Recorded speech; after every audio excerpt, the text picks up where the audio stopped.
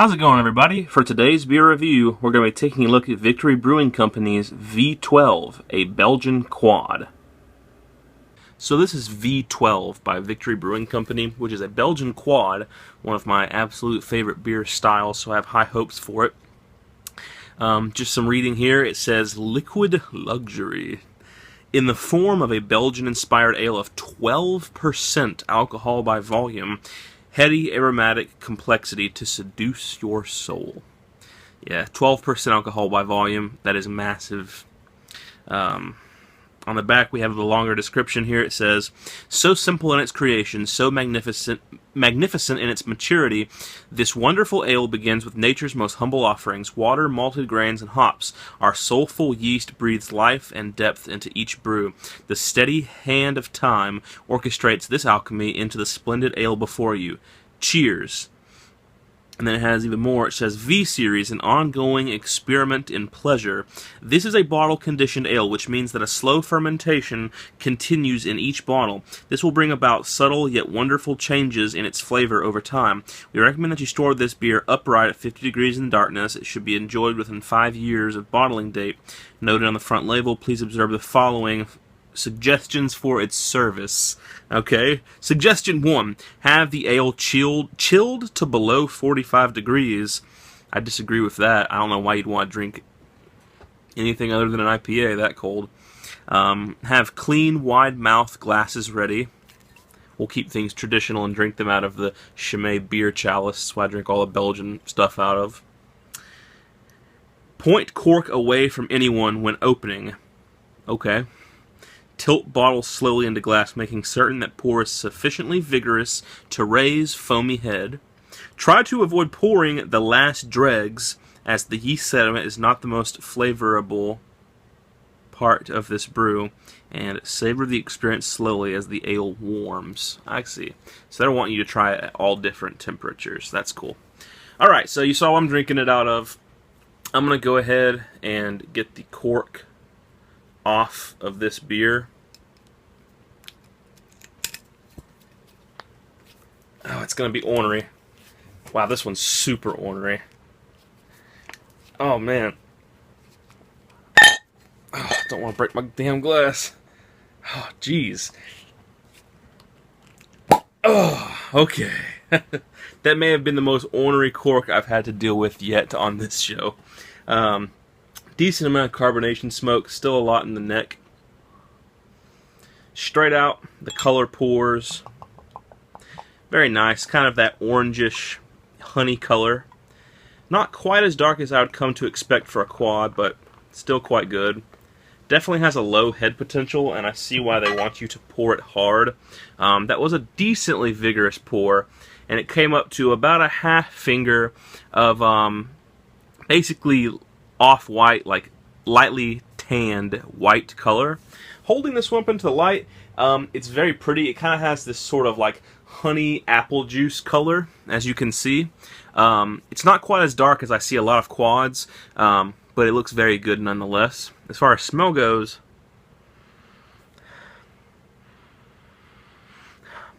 it's good, but it's different from what you get from most quads. This has got, you know, I keep calling it a quad. It doesn't actually specify anywhere on the bottle that it's a quad, but on Beer Advocate, that's what it's classified as. So I'm not going to go into it with huge expectations on the quad style, but it smells great. It's got lots of yeast, a good amount of hops, lots of apple. Not candy apple either, just very fresh apple, and tart apple. Kind of like clove, nutmeg, allspice sort of smells. Yeah, just those classic things you would expect, but with a good hint of apple. You've got your spices like allspice, clove, and nutmeg. You've got tons of yeast. Good amount of hops. Not super malt forward. And a very kind of tart, almost like a green apple smell to it as well. It smells quite good, both in the smell and in the color. This is reminding me a lot of Guldendrach 9000 is what this is reminding me of. Let's give it a taste and see how it is.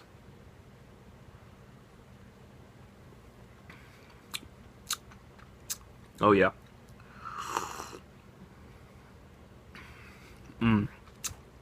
Very good. This reminds me, though, more of like a very strong triple than a quad.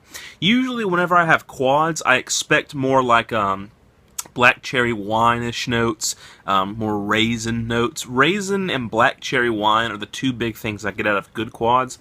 This reminds me more of a triple. It's got apple, lots of apple, not too sweet or bitter, tons of yeast,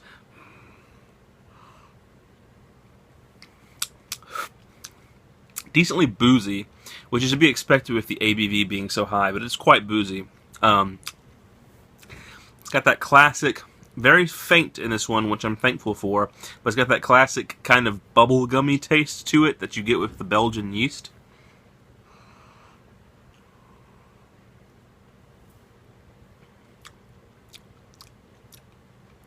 Good amount of hops. The only thing I'm not liking is the aftertaste. As soon as I swallow, right here,